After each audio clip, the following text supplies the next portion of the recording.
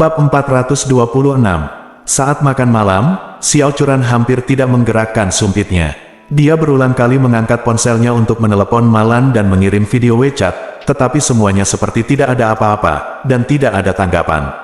Xiao Changkun terlihat santai dan puas. Bagaimanapun, dia merasa yang terbaik adalah Malan melarikan diri, sama seperti Qian Hongyan.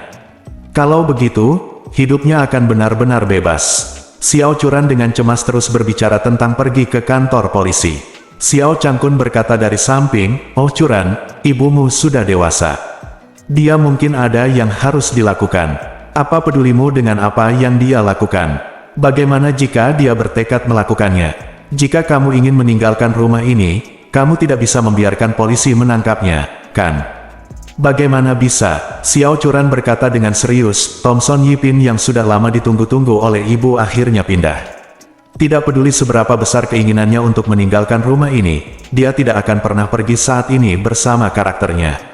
"Ayah, kamu sudah lama tinggal bersama ibu, apakah kamu masih tidak memahaminya?" Xiao Changkun tiba-tiba berpikir keras. Kata-kata putrinya membangunkannya. Siapa Malan? Dia adalah orang yang kesombongannya begitu kuat hingga bisa meledak. Dan dia juga orang yang bermimpi bersenang-senang. Kapan dia meninggalkan rumah? Tidak mungkin dia meninggalkan rumah pada hari ketika seluruh keluarga pindah ke Thomson Yipin. Ini sama sekali bukan gayanya. Memikirkan hal ini, dia tidak bisa menahan diri untuk tidak mengerutkan kening, dan berpikir, mungkinkah sesuatu terjadi pada Malan?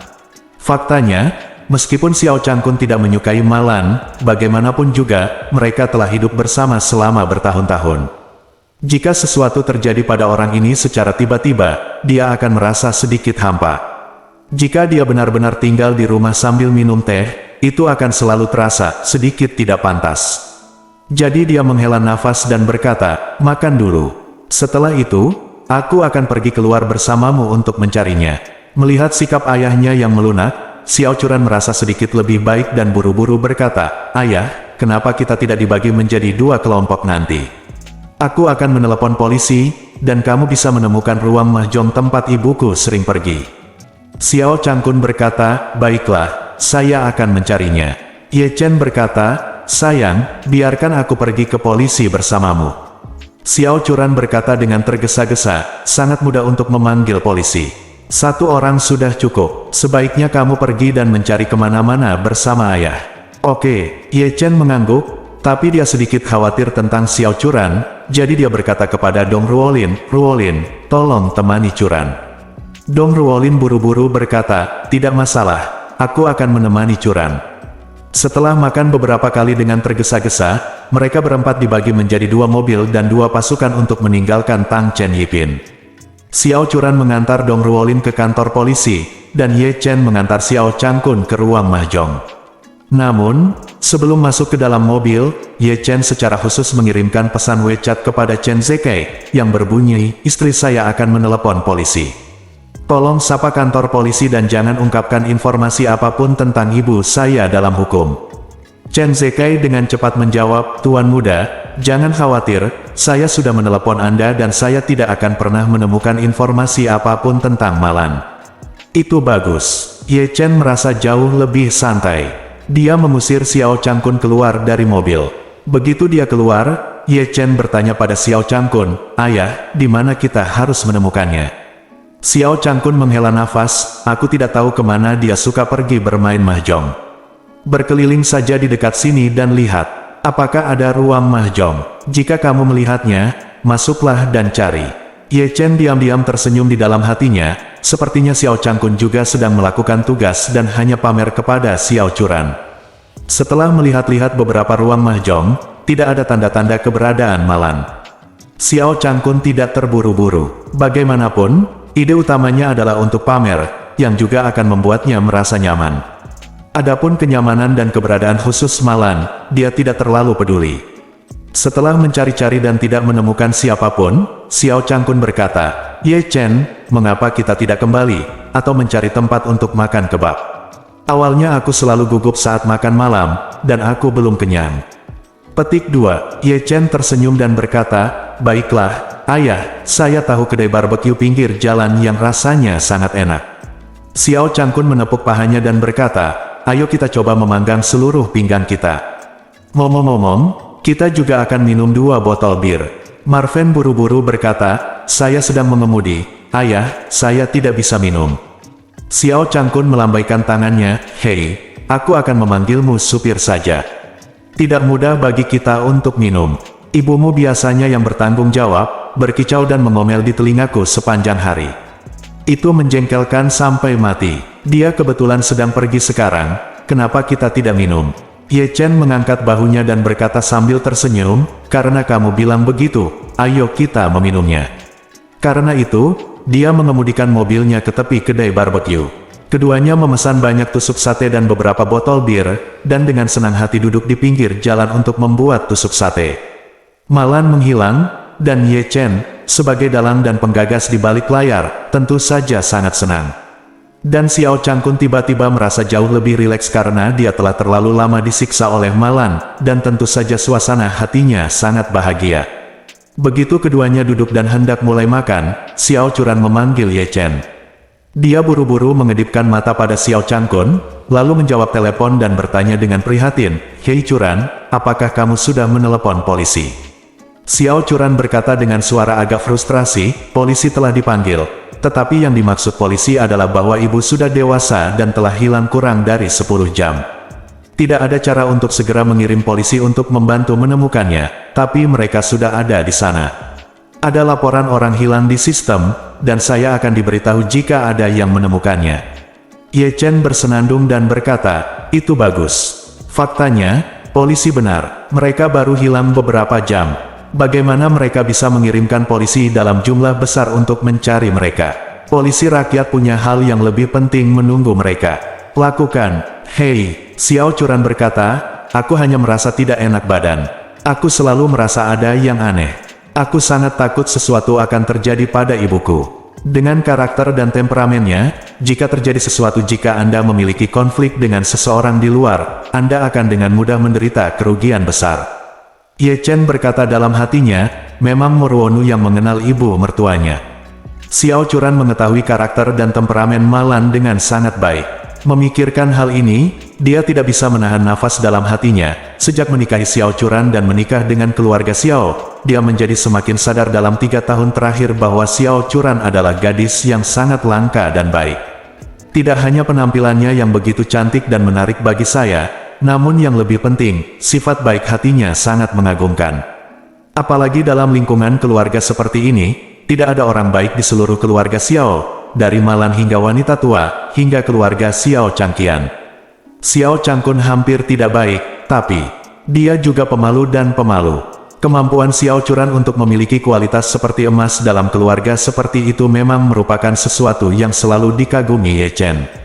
Dia juga mulai memikirkan Malan. Jika Malan dikurung seumur hidupnya, pasti Xiao Churan tidak akan bisa melepaskannya.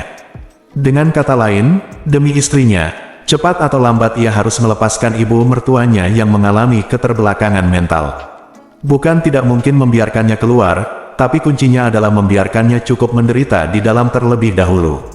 Apalagi masih ada bahaya tersembunyi yang belum teratasi. Misalnya, ketika Malan keluar, dia pasti akan langsung mempertanyakan dirinya sendiri dan bertanya pada dirinya sendiri mengapa dia memiliki kartu bank seperti itu. Dia pasti akan menganggap dirinya sebagai anggota geng penipu. Dalam hal ini, dia pasti akan memberitahu Xiao Churan tentang hal itu. Jadi, apapun yang terjadi, pertama-tama kita harus memikirkan cara yang baik untuk membuat Malan menutup mulutnya yang patah. Bab 427. Ye Chen sedang memikirkan masalahnya ketika Xiao Churan bertanya dengan tidak sabar, bagaimana kabarmu dan ayah?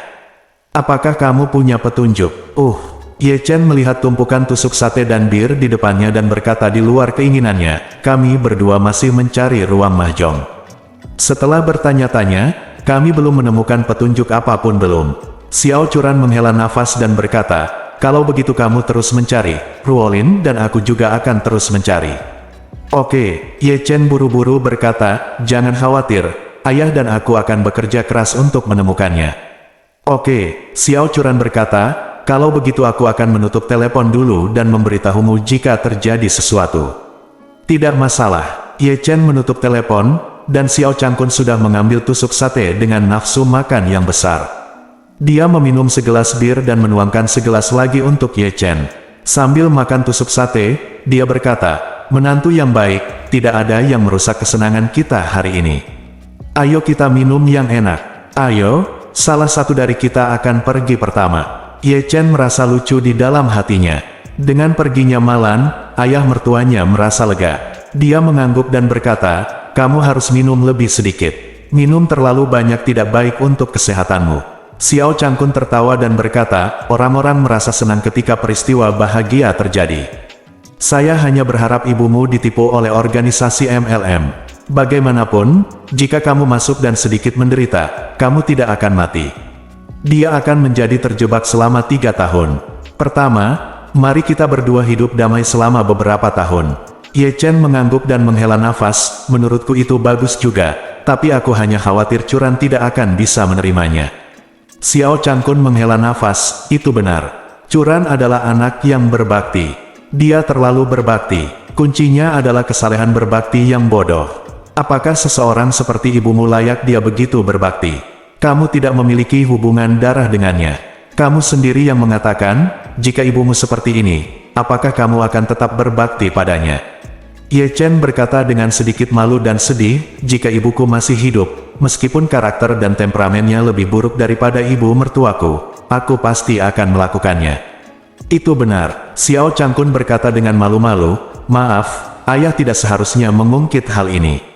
Gunakan saja aku sebagai analogi. Lihatlah nenek Curan, temperamennya pada dasarnya sama dengan ibunya. Sejujurnya, mereka hanyalah 2 orang yang cerdik, yang satu lebih tua dan yang lainnya lebih muda." Setelah mengatakan ini, Xiao Changkun meminum segelas anggur dan berkata dengan serius, "Jadi begini, saya bukan orang yang bodoh dan berbakti. Ibu saya tidak pandai bekerja. Bahkan jika dia di jalan, saya tidak akan membiarkannya tinggal di rumahku. Mengapa kita harus memiliki perasaan yang benar tentang benar dan salah? Guan, kamu tidak bisa mengatakan itu karena itu ibumu. Kamu melindunginya bahkan jika dia membunuh seseorang, kan?" Ye Chen mengangguk, "Kamu benar." Xiao Changkun menghela nafas dan berkata, "Sebenarnya, hidupmu jauh lebih baik daripada hidupku. Jika kamu menikah dengan pria baik seperti Curan, bahkan jika kamu tidak lagi berjanji, dia tidak akan menceraikanmu. Jika kamu seperti aku dan menikah dengan seorang yang cerdik, maka hidupmu sengsara." Melihat tampang melankolis Xiao Changkun, Ye Chen mau tidak mau merasakan simpati di hatinya. Kehidupan lelaki tua ini memang tidak mudah. Dia awalnya memiliki cinta pertama yang manis dan jatuh cinta dengan pacar pertamanya, namun dia dikhianati oleh Malan akan sangat menyedihkan jika memotong Hu. Kali ini, Marven sengaja bertanya, "Ayah, ceritakan padaku kisah cinta pertamamu.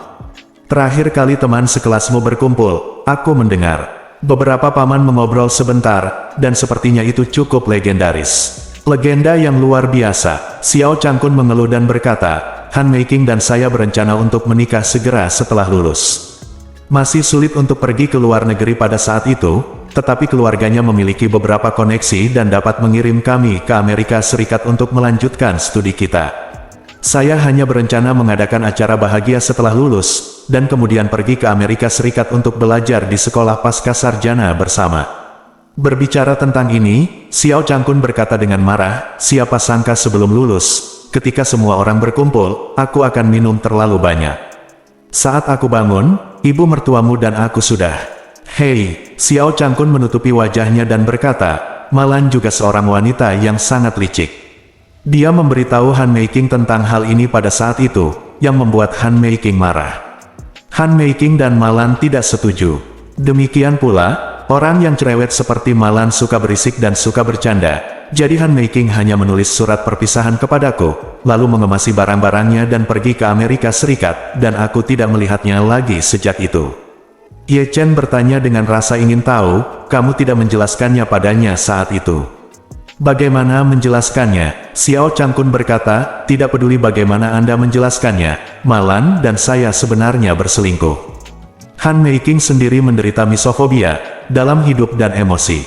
Dia juga tahu bahwa saya mabuk dan dijebak oleh Malan, tapi dia merasa dia tidak bisa lagi menerimaku seperti itu, jadi dia putus denganku tanpa ragu-ragu dan pergi ke Amerika Serikat." Ye Chen sengaja bertanya padanya, kalau begitu, apakah kamu masih memikirkannya? Xiao Changkun juga mulai mengobrol dan berkata dengan penuh emosi, pikirkanlah, bagaimana mungkin aku tidak memikirkannya? Dia adalah wanita pertama dalam hidupku dan satu-satunya wanita yang pernah kucintai. Jika tidak, aku tidak akan mengubah kata sandi teleponku untuk ulang tahunnya. Petik 2. Ye Chen mengangguk mengerti dan bertanya, kalau begitu, apakah kamu sudah bertanya tentang situasinya saat ini? Saya sudah menanyakannya, kata Xiao Changkun, tetapi saya tidak dapat menemukan apapun. Beberapa tahun yang lalu, saya hanya mendengar bahwa dia menikah dengan orang Amerika di sana dan melahirkan seorang putra. Konon kondisi keluarganya sangat bagus, tapi tidak ada yang lebih detail. Orang-orang tahu, bagaimanapun juga, teman sekelas lama kita tidak banyak berhubungan dengannya, dan mereka langsung kehilangan kontak dengannya. Ye Chen mengangguk ringan, berpikir dalam hati bahwa jika Han Meiking tahu bahwa Xiao Changkun telah menjadi pengecut sekarang, dia mungkin tidak akan memiliki perasaan yang sama terhadapnya seperti sebelumnya. Saat ini, Xiao Changkun melihat bahwa Ye Chen belum minum, dan berkata dengan sedikit ketidakpuasan, menantu yang baik, kenapa kamu tidak minum 2 kali? Biarkan aku minum sendiri. Ye Chen tersenyum, mengambil anggur dan berkata, oke, aku akan minum bersamamu. Tepat setelah dia selesai berbicara, ponsel Xiao Changkun tiba-tiba berdering.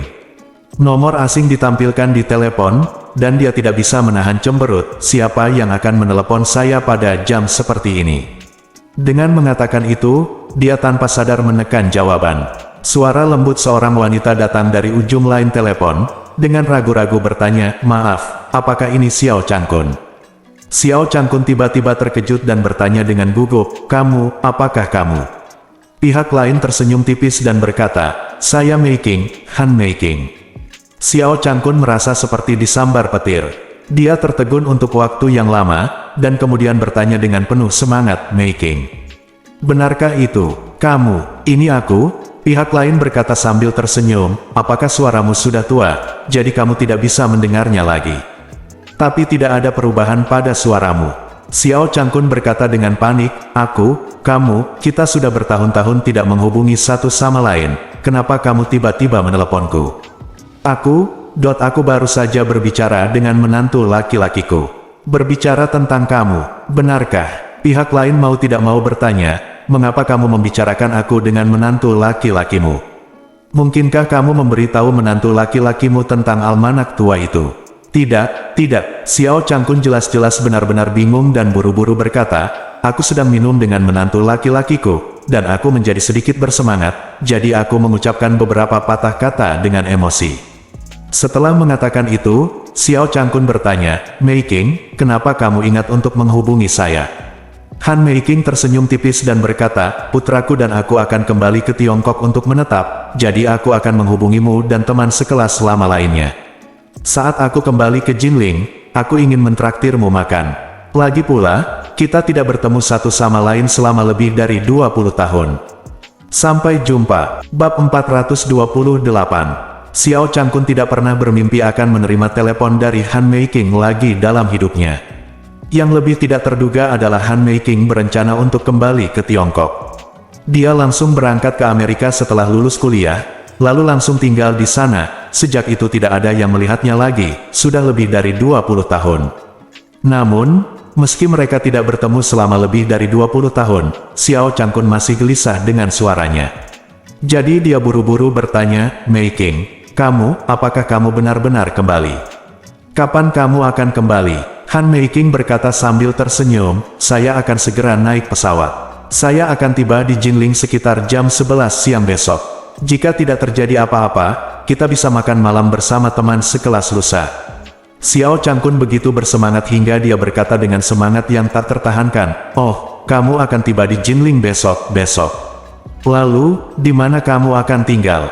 Han Meiking berkata, anak saya telah memesan hotel di Shangri-La. Kami mungkin akan tinggal di Shangri-La sebentar dalam beberapa hari ke depan, dan kemudian kami akan melihat apakah ada rumah yang cocok di Jinling.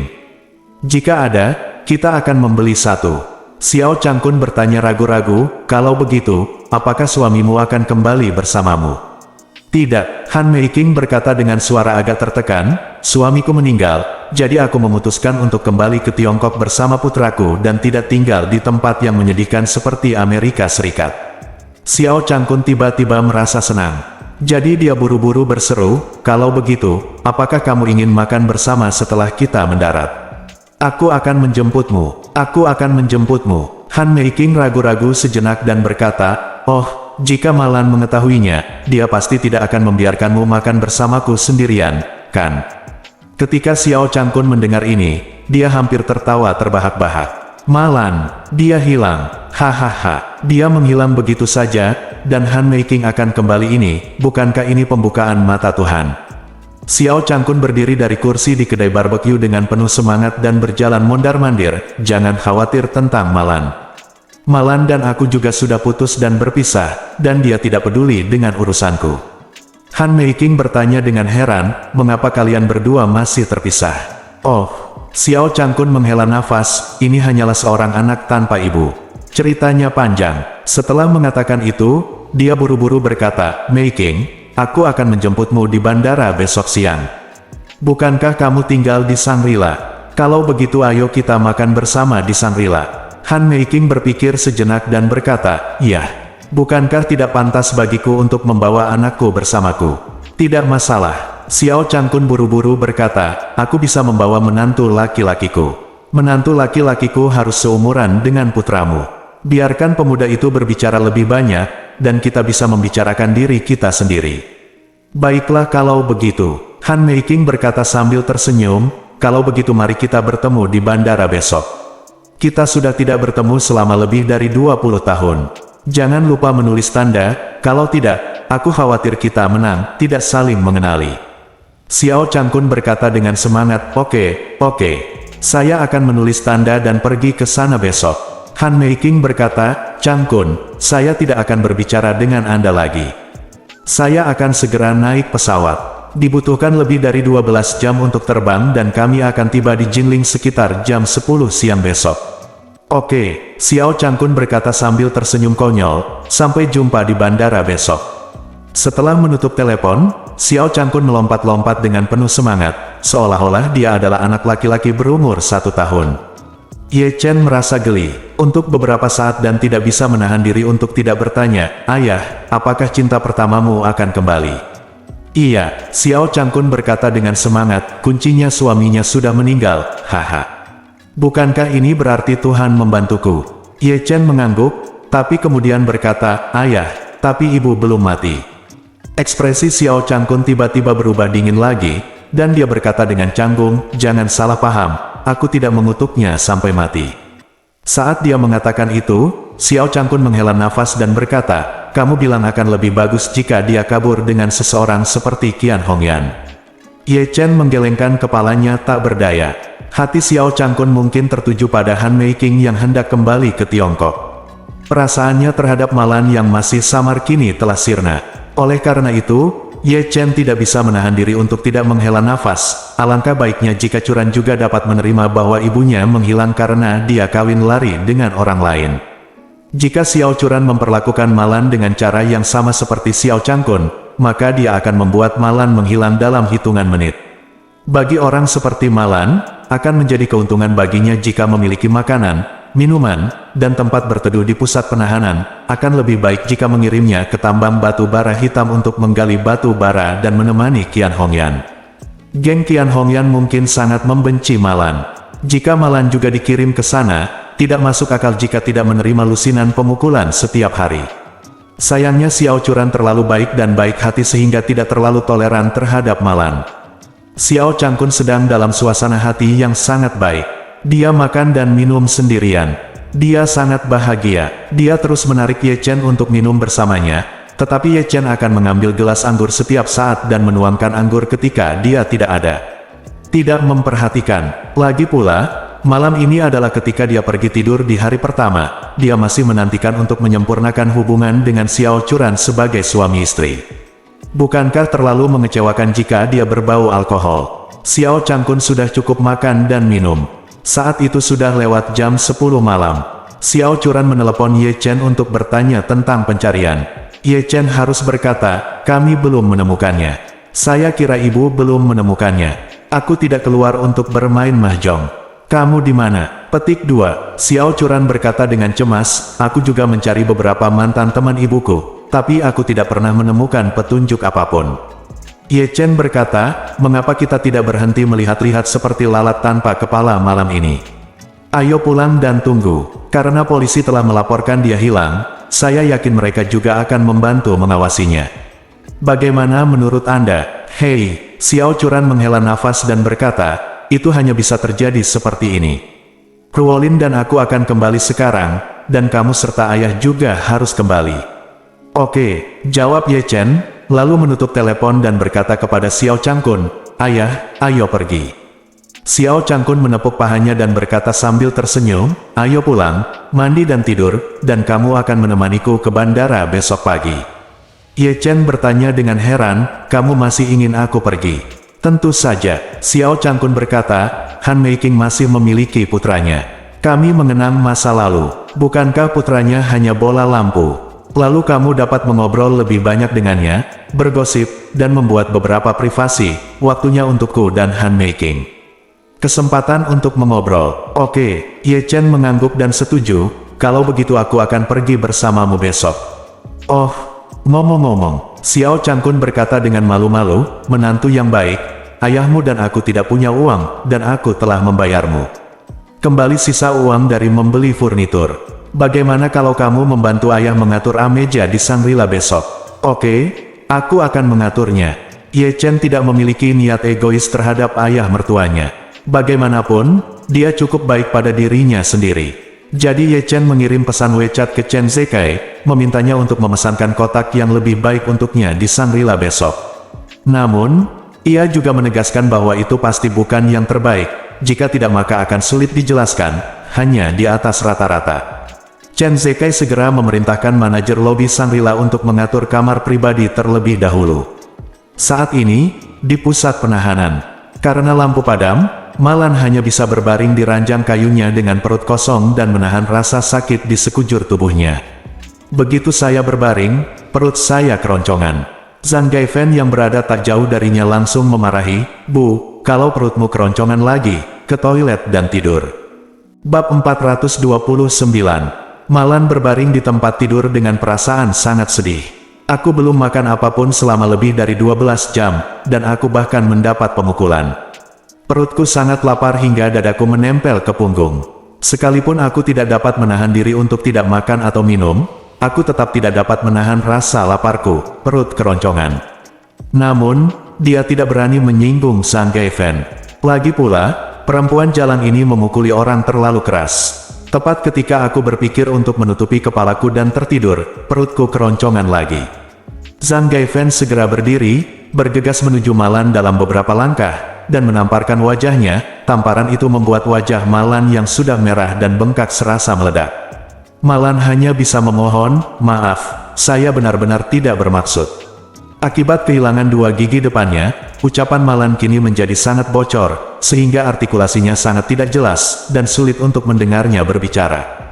Zhang Gaifan menamparnya lagi dan mengutuk, sialan, lidahmu terpotong. Tidak bisakah kamu berbicara dengan jelas? Bicaralah lebih keras dan jelas. Malan buru-buru berkata dengan keras, aku tidak bermaksud melakukannya. Maafkan aku. Begitu suaranya turun, bola ludah keluar dari ruang kosong di antara kedua gigi depannya, dan mengenai wajah Zhang Gaifan tanpa bias. Zhang Gaifan mengulurkan tangannya, menjambak rambut Malan dengan marah, menyeretnya dari tempat tidur, dan menyeretnya ke toilet dengan menjambak rambutnya.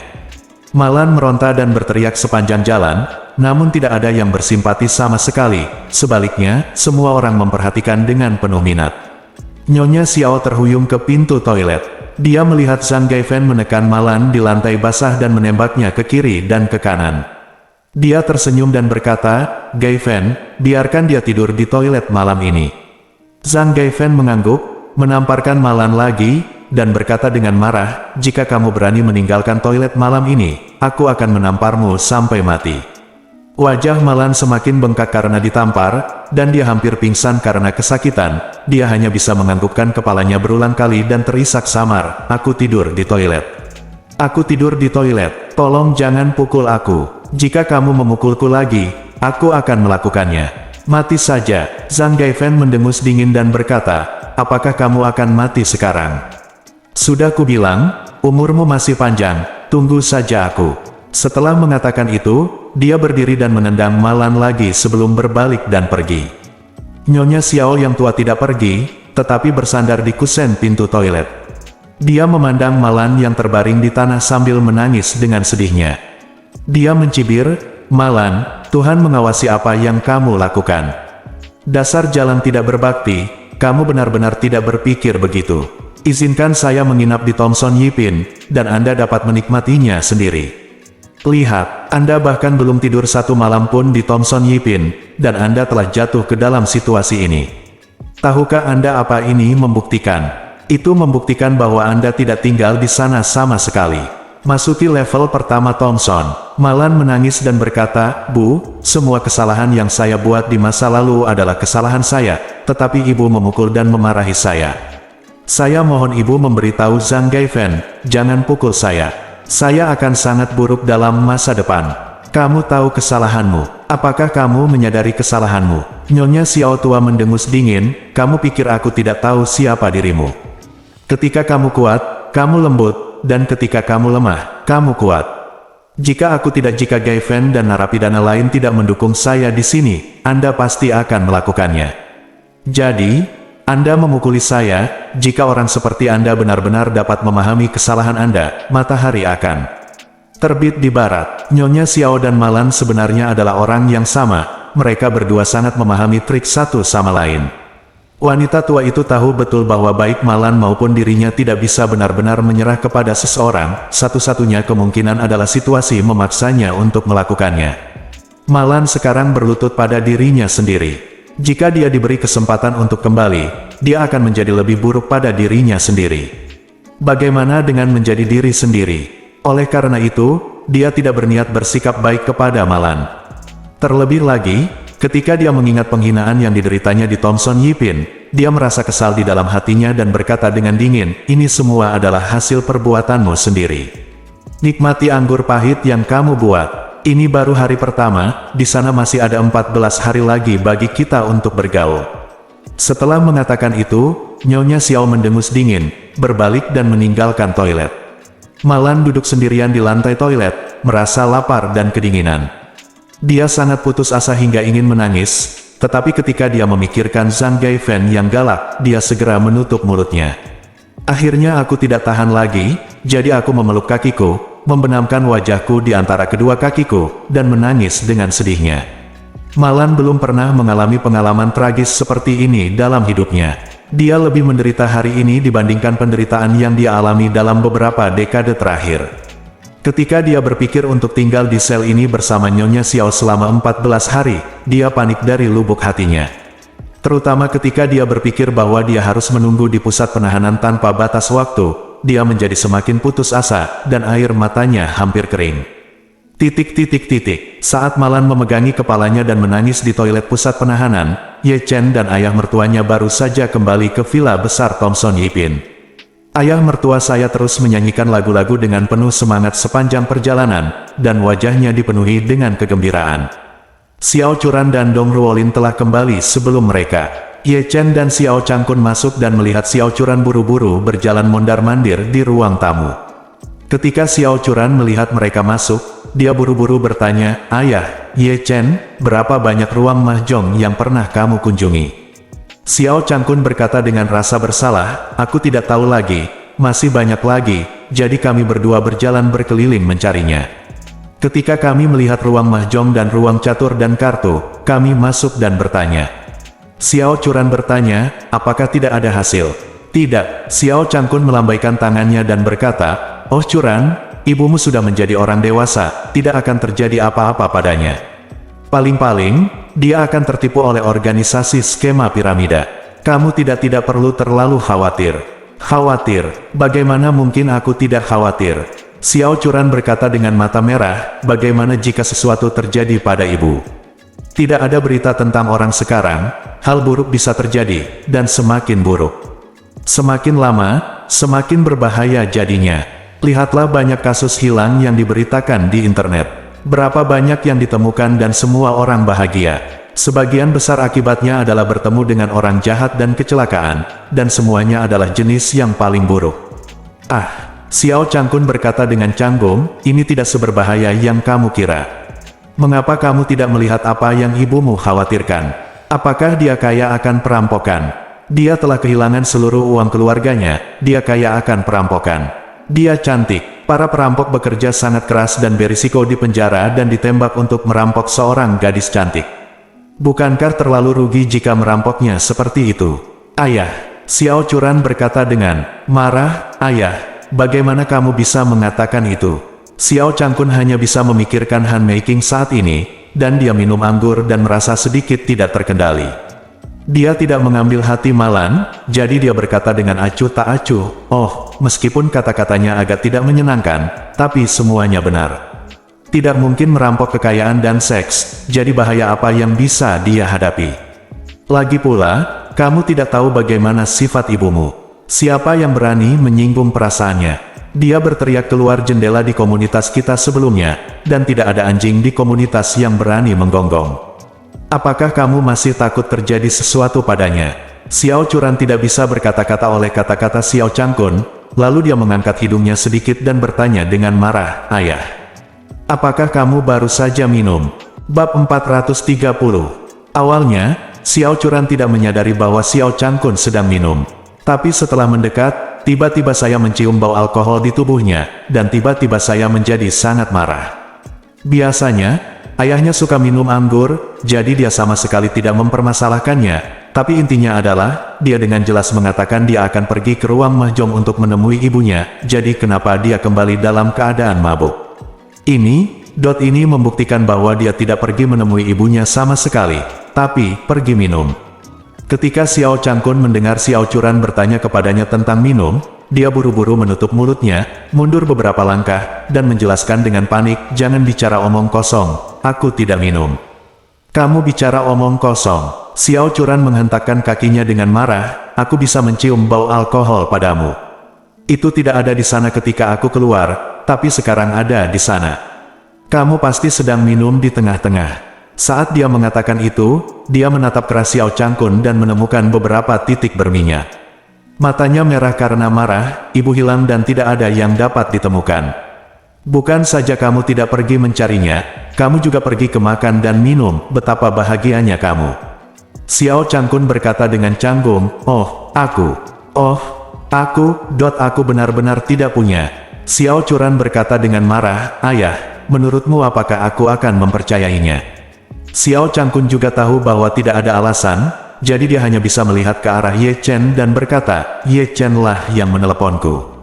Setelah mengatakan itu, dia buru-buru mengedipkan mata pada Ye Chen, yang artinya menantu yang baik, tolong salahkan aku dulu. Ye Chen juga seperti laki-laki, dia mengangguk tanpa ragu dan berkata, ya, ayah benar, memang aku yang memintanya pergi minum. Faktanya, Ye Chen tahu betul bahwa Xiao Changkun sangat pusing setelah minum sehingga dia tidak minum sama sekali. Semakin dia mengatakan itu adalah idenya, semakin sedikit Xiao Churan yang mempercayainya. Benar saja, Xiao Churan menghentakkan kakinya dan berkata dengan marah, ayah, sekarang kamu menyalahkan Ye Chen. Tidak bisakah kamu lebih bertanggung jawab sebagai seorang pria? Xiao Changkun berkata dengan ekspresi tertekan, apa yang kukatakan padamu adalah kebenaran. Jika kamu tidak mempercayaiku, aku tidak bisa berbuat apa-apa. Setelah mengatakan itu, dia segera menambahkan, saya sudah tua sekali. Saya merasa mengantuk setelah jam 10. Saya akan kembali ke kamar saya untuk istirahat dulu. Xiao Churan masih ingin menghentikannya, tapi dia sudah melarikan diri tanpa menoleh ke belakang. Dalam keputusasaan, Xiao Churan menatap Ye Chen lagi dan berkata, kamu juga, aku meneleponmu untuk bertanya, kamu bilang kamu sedang mencari ruang mahjong, tapi kamu benar-benar mengajak ayahku makan dan minum. Ye Chen terbatuk dan berkata, ini terutama karena ayah bilang dia lapar. Aku tidak bisa menyeret lelaki tua lapar itu bersamaku kemana-mana. Jika dia pingsan karena hipoglikemia, dia mungkin dalam bahaya. Kalau begitu kamu tidak bisa berbohong padaku. Katakan saja yang sebenarnya dan katakan kalian berdua sedang makan, kan? Ye Chen tidak tahu harus menjawab apa saat ini. Dia merasa masalah ini memang tidak ditangani dengan baik. Kuncinya adalah dia tidak menyangka Xiao Changkun akan ketahuan oleh Xiao Churan. Jika dia tahu ini adalah kalau begitu, dia tidak akan pernah makan barbeque ini. Jadi dia hanya bisa meminta maaf dengan tulus, "Maaf, istriku. Aku tidak mempertimbangkan masalah ini. Ayahku menyuruhku untuk tidak memberitahumu saat itu, jadi aku tidak bisa memberitahumu melalui telepon." Saat dia mengatakan ini, Ye Chen tidak merasa bersalah sama sekali. Bagaimanapun, kesalahan dilempar ke depan dan ke belakang karena ayah mertua tidak ada di sini. Tentu saja yang paling tepat adalah menyalahkan dia. Xiao Churan juga mempercayai perkataan Ye Chen dan merasa bahwa ini pasti ide ayahnya, dan Ye Chen tidak bisa mengatakan yang sebenarnya kepadanya karena ayahnya ada di sisinya. Meskipun amarahnya telah sedikit mereda, dia masih merasa sedih di dalam hatinya, jadi dia menghela nafas panjang dan berkata dengan sedikit gangguan emosi, "Ye Chen, ibuku hilang sekarang. Ayahku tidak peduli, begitu pula kamu. Xin, bagaimana aku bisa menemukannya sendirian? Jika sesuatu terjadi padanya, bagaimana aku bisa hidup seumur hidupku? Aku mungkin tidak akan pernah memaafkan diriku sendiri sampai aku mati." Ye Chen buru-buru menghiburnya dan berkata, "Jangan terlalu banyak berpikir, tidak akan terjadi apa-apa pada ibu." Xiao Churan tidak bisa mendengarkan sama sekali, melambaikan tangannya dan berkata, "Lupakan saja, aku tidak ingin membicarakan masalah ini lagi. Aku akan kembali ke kamar untuk menenangkan diri." Setelah mengatakan itu, dia menaiki tangga. Ye Chen tidak bisa menahan nafas ketika dia melihat sosoknya menghilang di sudut tangga. Tampaknya Malan sangat sulit untuk dihadapi. Anda tidak bisa membunuhnya, dan Anda tidak bisa membiarkannya menghilang. Ketika dia sudah cukup menderita, Anda tetap harus membiarkannya kembali. Namun, sangat sulit untuk mendapatkannya kembali. Bagaimana saya bisa membuatnya diam dan berhenti berbicara omong kosong? Saran psikologis tidak dapat diandalkan, karena efek samping dari sugesti psikologis adalah begitu orang tersebut mulai mengikuti sugestinya sendiri, kesadarannya sendiri akan hilang. Sama seperti Wookie, dia mengisyaratkan bahwa dia harus makan makanan tambahan setiap jam. Ketika dia menambahkan makanan tambahan, dia mengikuti petunjuk psikologisnya sendiri. Pada saat itu, dia benar-benar melupakan dirinya sendiri dan hanya berpikir untuk makan. Semakin banyak Anda makan, lebih baik. Namun, begitu dia kenyang dan sugesti psikologisnya selesai, dia akan sadar kembali. Saat itu dia masih menjadi dirinya sendiri, masih Wookie yang sama. Jadi ini sangat memalukan. Jika saya memberikan petunjuk psikologis kepada Malan untuk tidak berbicara omong kosong, maka petunjuk ini harus selalu berhasil.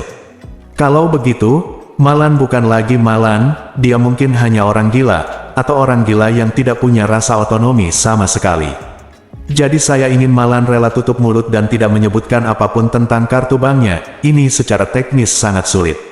Setelah Xiao Churan pergi, hanya Ye Chen dan Dong Ruolin yang diam, yang tersisa di ruang tamu besar.